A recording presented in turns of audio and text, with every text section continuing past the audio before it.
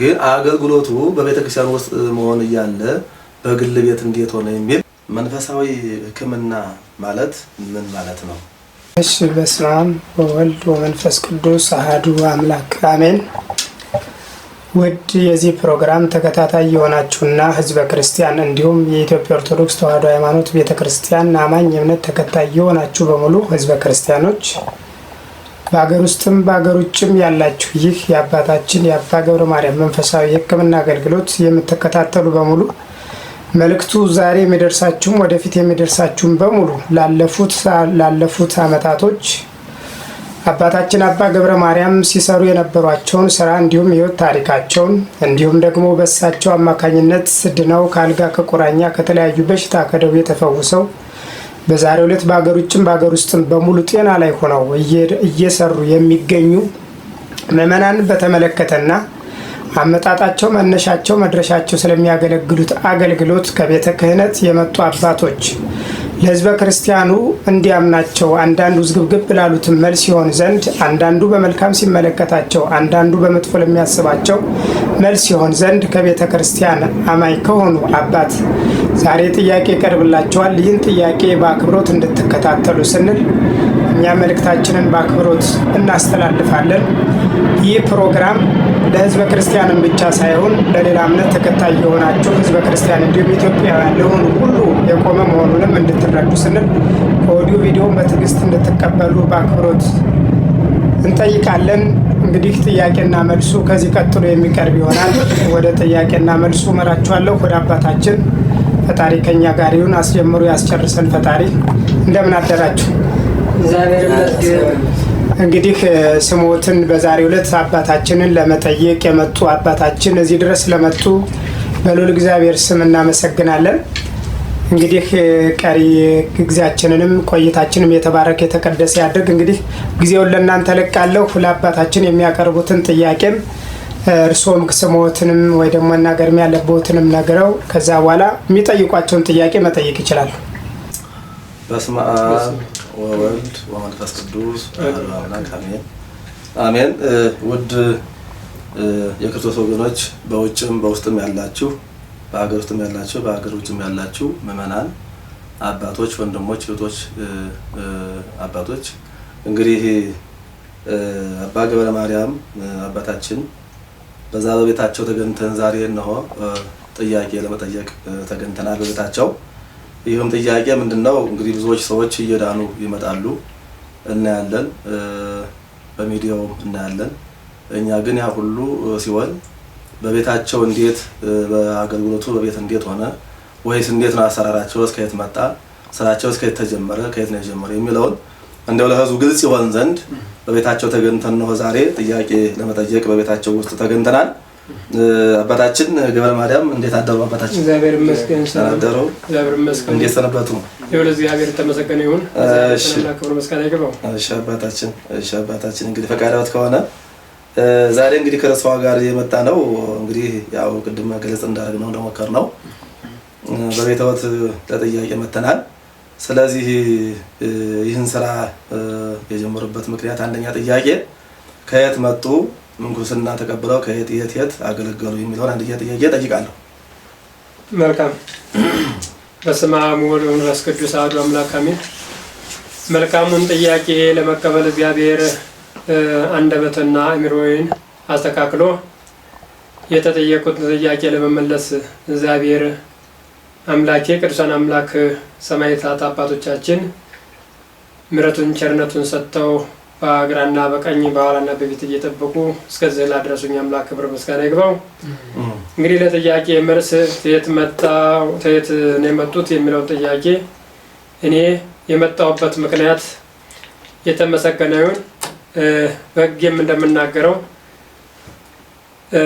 ፈጣሪ ፈቅዶ ወዶ ከደህና ሙያዬ አንስቶኝ ተመንጋዎች ለይቶ 7 ዓመት ሰውሮኝ 7 ዓመት ሙሉ የእግዚአብሔርን ሕግ በደንብ በሚገባ አስተምሮኝ ምን እንደሚጠቅም ምን እንደሚጎዳ አስተምሮኝ በአባ ሳሙኤል ገዳም ዘዋልድባ ቡራኬ የተቀበልኩት በገዳሙ ያሉ አስተዳዳሪ አባ አብርሃም በሚባሉ ዛሬ ነፍሳቸውን በገነት ያሳርፈው አርፈዋል ያሉ እኒህ አባት ቡራኬ ሰጥተው ምልኩስና ሰጥተው እናታችን ቅድስት ድንግል ማርያም ተገልጻላቸው ልጄን ተቀበል ተብለው ታዘው ከዛም በ2012 ዓ.ም ይኸው እስካሁን ድረስ ከ2012 ዓ.ም እስከ 2018 ዓ.ም እያገለገልኩ እገኛለሁ። ሳገለግል ተዛ ቡራኬ ተቀብዬ ምልኩስና ሰጥተው ቡራኬ ሰጥተው ወደ ዓለም ሰደውኛል። ለአንተ በዓለም ውስጥ ነው የምታገለግለው፣ በል ትሄዳለህ ታገለግላለህ በማለት የተለያዩ መጽሐፍቶችና የተለያዩ እምነቶች ሰጠውኝ። ይኸው ለብዙዎች መንገድ እንደሆን ወደ ዓለም ሰደውኛል። አገልግሎት የኔ ያደረኩት ደግሞ አጣዬ፣ ሸዋሮቢት፣ ደብረ ብርሃንና ጅሩ፣ አዲስ አበባ ለገጣፎ፣ ለገዳዲ ምሽን 97 በሚገባል አካባቢና አሁን ደግሞ ያለሁበት በዚች ዓመት ደግሞ የተቀመጥኩበት ላፍቶ ክፍለ ከተማ ሀና ማርያም ልዩ ቦታዋ ወደ ማንጎ ሰፈር መግቢያ ነኛው ያለሁት። አሁን ይኸው እያገለገልኩ እገኛለሁ። የተመሰገኑን በዚህ መንገድ ነው ያለሁት። ይህንን 7 ዓመት ሙሉ እያገለገልኩ እገኛለሁ።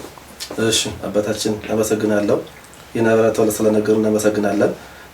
አባታችን ገብረ ማርያም አገልግሎቱን ከጀመሩ ስንት ጊዜ ሆነዎት? 7 ዓመት አገልግያለሁ። 7 ዓመት አሁን 8ኛ ዓመቴን ያዙ። ትንሽ ወራት ነው የቀሩኝ። እሺ አመሰግናለሁ አባታችን። ሁለተኛ ሶስተኛ ጥያቄ መንፈሳዊ ሕክምና ማለት ምን ማለት ነው? እሺ መልካም ጥያቄ ነው። መንፈሳዊ ሕክምና ማለት ደግሞ ቅዱሳዊ መንፈሳዊ ማለት ነው። መንፈሳዊ ነው የተባለው መንፈሳዊ ሕክምና የእግዚአብሔር የቅዱሳን አምላክ ተራዳኢነትና የቅዱሳን አምላክ አማላጅነት፣ የቅዱሳን አምላክ ደጋፊነት፣ ፈዋሽነት ከእግዚአብሔር ከአምላካቸው እየተቀበሉ የሚያድኑበት እደ ጥበብ ነው ማለት ነው። እደ ጥበብ ማለት ደግሞ ሰላምና ፍቅር የሚመጣበት ጸሎታቸውና ምልጃቸው ማለት ነው። ይሄ ሕክምናቸው የቅዱሳን አምላክ ሕክምና ስንጠይቅ ድውያንን ሲፈውሱ የነበሩት ሐዋርያቶችን ይገለጻሉ። ከዛ ድውያኖች በተለያዩ ነገሮች መልከቶች እያደረጉ በሰዎች ላይ ታሪካቸውን እየሰሩ ሲፈውሱ የነበሩበት ምክንያቶች ናቸው። ምክንያቶቹ በዚህ ይገለጻል።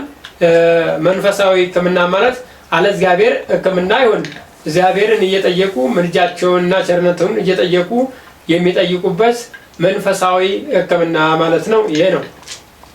ጥሩ አባታችን አመሰግናለሁ። አራተኛ ጥያቄ የሚሆነው ለአገልግሎቱ የምትጠቀሙት ነገሮች ምን ምን ናቸው የሚለውን ጠይቃታል። መልካም። ለአገልግሎቱ የምጠቀማቸው አንደኛ ጸሎት ማድረግ ነው። ሁለተኛ ሰዎችን ወደ ንስሐ እንዲገቡ በንስሐ ታጥበው ወደ ጸበል እንዲገቡ ነው። ይህም ደግሞ የማድረጋቸው አንደኛ እዚህ በእኔ ባለሁበት መጥተው አረጋዊ ተክለ ሃይማኖት ገብረ ክርስቶስ የሚባሉ ቅዱሶች አባቶቻችን በመጥራትና በማቅረብ ቅዱሳን አምላክ አባቶቻችን በመማለድና በመጠየቅ ከዛም በኋላ ደግሞ እግዚአብሔር አምላኬና ቅድስት ድንግል ማርያምን በመማለድ በመስገድና በመማፀን ያም ሁሉን ነገር የአገልግሎቱን ጸሎት በማድረግ በመማፀን ነው ይህን የማገኘው።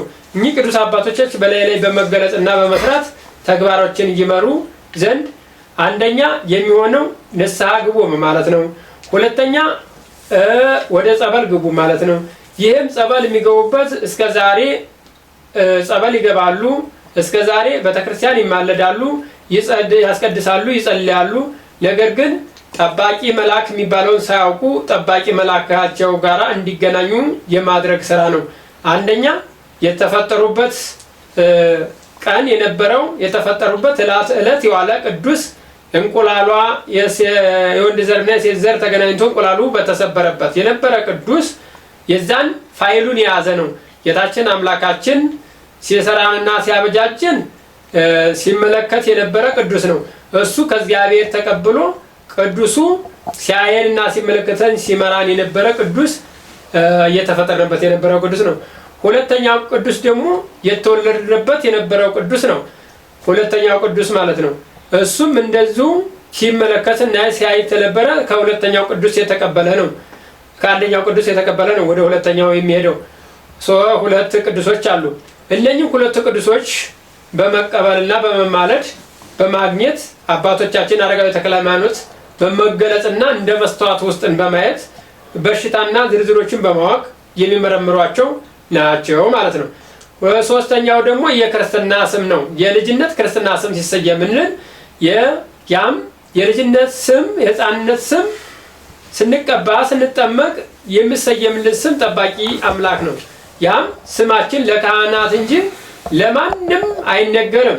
ያንን እየነገሩ ስማቸውን እየነገሩ በስማቸው እየተደገመባቸው አላታቸውን እየተጎዱ መንፈስ እያዋረሷቸው የተለያየ ድግምቶች እየተደረገባቸው ያሉ ሰዎች እንደዚሁ በማድረግ እነኚህ ቅዱሶች ስለሚያውቋቸው ስለሚታወቁ ከፋይላቸው ተገናኝተው እንዲኖሩና ፋይላቸውን ይዘው እንዲኖሩ በእነሱ ሄደው እንዲድኑ የማድረግ ስልጣን ትእዛዝ ነው።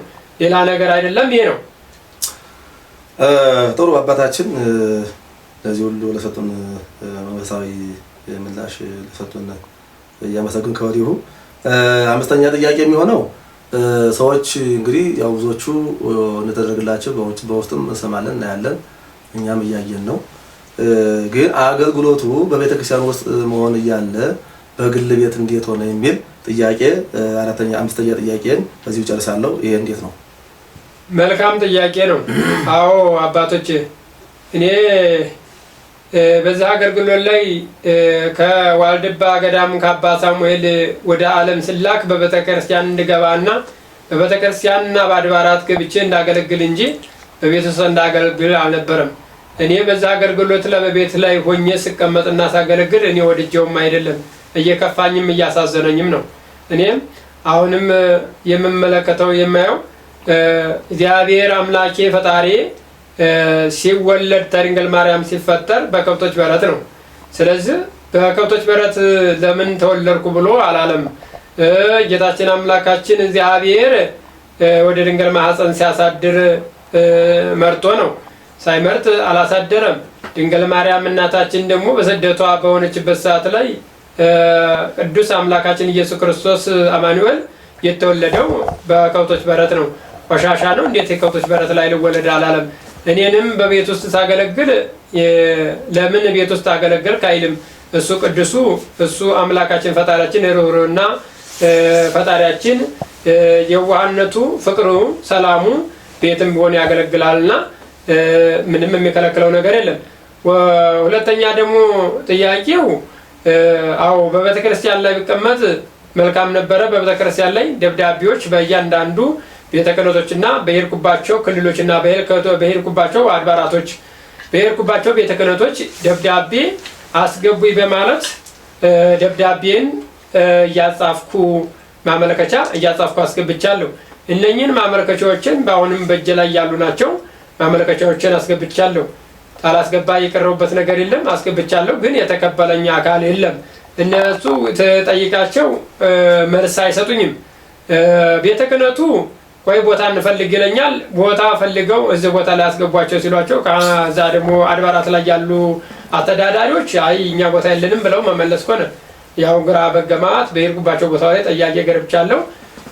ይኸው እስካሁን ድረስ አላገኘሁም። ሳይሆን በቤት ውስጥ ነኝ። አሁንም ቢሆን እኔ እምቢ አልልም። አሁንም በቤተክርስቲያን ባገለግል ደስ ይለኛል። እኔም ከዚህ ሁሉ ህብረተሰብ ቢድን በሚሊዮን ህዝብ ቢድን ይመለከታለሁ እንጂ የሚቀንስ አይደለም። እንዲድን እፈልጋለሁ። እኔ በዚህ መንገድ ነው እንጂ ከዚህ መንገድ ውጭ የምወጣው ሰው አይደለም። ቤተክርስቲያኔ ቤቴ ነች። ቤቴ ስትቆስስ የማደሪያም የመኖሪያም ትመጣም የመጣውባት ስለሆነች ትሄድም የምሄድባት ስለሆነ ቤቴ እንድትቆሸሽብኝ አልፈልግም። እዚህ መጥተው ደግሞ ተቤተክርስቲያን እንዲርቁብኝ አልፈልግም። ቤተክርስቲያንን እንዲማለዱና እንዲጠይቁ እንዲያገለግሉ ምእመን ክርስቲያን የሆኑት ሄደው እዛው ጸበል ተጠምቀው እዛው ደግሞ ቤተክርስቲያኗን እንዳይቆሽሽ መጋረጃዋንና ጧፏን እየሰጡ ልብሳቷን አልባሳቷን የሚጌጥባትንና የሚያሳምርባትን እያደረጉ ቤቷ የምትሰራባት ህንጻዋ የምትሰራባትን እያደረጉ ይገኛሉ። ሁለተኛም የማገለግላቸው እነኚህ ናቸው። ሶስተኛም ደግሞ እየተሸገሩትን በማብላት በማጠጣት በማለበስ ነው እያደረጉ ያለሁት። ይህንን በቤተክርስቲያን ላይ ቁጭ ብዬ አንድ መጋዘን ተሰጥቶኝ እነኚህን ድሆችን እየሰበሰብኩት የመንገዱ ላይ እያነሳው በዛች በመጋዘን ላይ አስቀምጬ ባበላ ባጠጣ ደስ ይለኛል። እኚህ ሽረፍራፊ በማገኛቸው ህብረተሰብ እስቲ በስሜን መጽውቱልኝ እናብሉልኝ እያሉ የሰጡኝን ልብስ በማልበስና ከቤታቸው አሮጌ ልብሶች በሳጥን ላይ ብልበልቶት የተቀመጠውን ለምን ልጆቻችን ራቆታቸውን የሆኑትን ለምን አይለብሱበትም? ለምን አይለብሱም? አንጡ በማለት ከቤት የተቀመጠውን በሳጥን ተቆልፎ ያለውን አውጡ እያልኩ ያው የተመሰገነውን ለብዙዎች ልብስ አድርጊያለሁ፣ አልብሻለሁ፣ አጠጥቻለሁ። ይህን ማለት ባይገባኝም አድርጊያለሁ ማለት አይገባም። ገና ይቀረኛል፣ አላደረኩም። ገና ብዙ መንገድ ነኝ እንጃ አዳኝ አይደለሁም። በዚህ መንገድ እየቀጠልኩ እገኛለሁ። እግዚአብሔር ምሕረቱን ቸርነቱን ይስጠን። እኔ ይህንን የምለው አባታችን። እሺ አባታችን አመሰግናለሁ። አባ ገብረ ማርያም እንግዲህ የመጨረሻውና የመጨረሻ ጥያቄ ስድስተኛ ጥያቄ ነው። አሁን እንግዲህ ብዙ ብለዋል። ቤተክርስቲያን አሁን በአባቶች በተለያዩ ምዕመናን ወይም ደግሞ በአባቶች ቤተክርስቲያን እንዲቀርቡ ሆነው ወይም ደግሞ በሰው ረዳትነት መቼም ሰው ካለ ምንም የሚቸግረው ነገር የለም እና በዚያ ረዳትነቱን አሁን በዛ ቤተክርስቲያን የሚጠጉ አሁን በዛ ቤተክርስቲያን ውስጥ ሆነው ያገለግላሉ። በሚገባ አገለግላለሁ። እምቢ አልልም። ሕጌንና ሕጌን ተጠበቁልኝ አገለግላለሁ። ሕጌን ታልጠበቁልኝ ግን የተሰጠሁትን ተምላኪ ከፈጣሪ የተቀበልኩትን ሕጌን ተጠበቁልኝ አገለግል ዘንድ በፍጹም እምቢ የምለው ነገር የለኝም። ሕጌን ታልጠበቁልኝ ግን ላንስማማ እንችላለን። ግን ሕጌን እንዲጠብቁልኝ ይፈልጋሉ። ሕጌ ብዙ ሕጎች የተሰጠዋቸው ሕጎች አሉ። በሕጎች መሰረት የሚያስገቡኝ ከሆነ አዎ ለምን እምቢ እላለሁ። አባታችን አመሰግናለሁ። እንግዲህ ጥያቄ 6 እስከ 6 ነበረ፣ ግን ምናልባት 7ኛ አርገም አሁን የምጠይቀውት ሕጎች አሁን ይዘረዝሩልኛል። ሕጎች አሁን ለምሳሌ አሁን በቤተክርስቲያን የሚጠጉ አሁን ቤተክርስቲያን ላይ ሆኖ ለማገልገል አሁን ሕጎች ምን እንዳሉ ይዘርዝሩልኛል። መልካም ሕጎች የምንዘረዝራቸው ሕጎች አንደኛ ሕጎች ማህተብ በምትባል በእጅ ላይ የምትታሰር ሕግ አለች።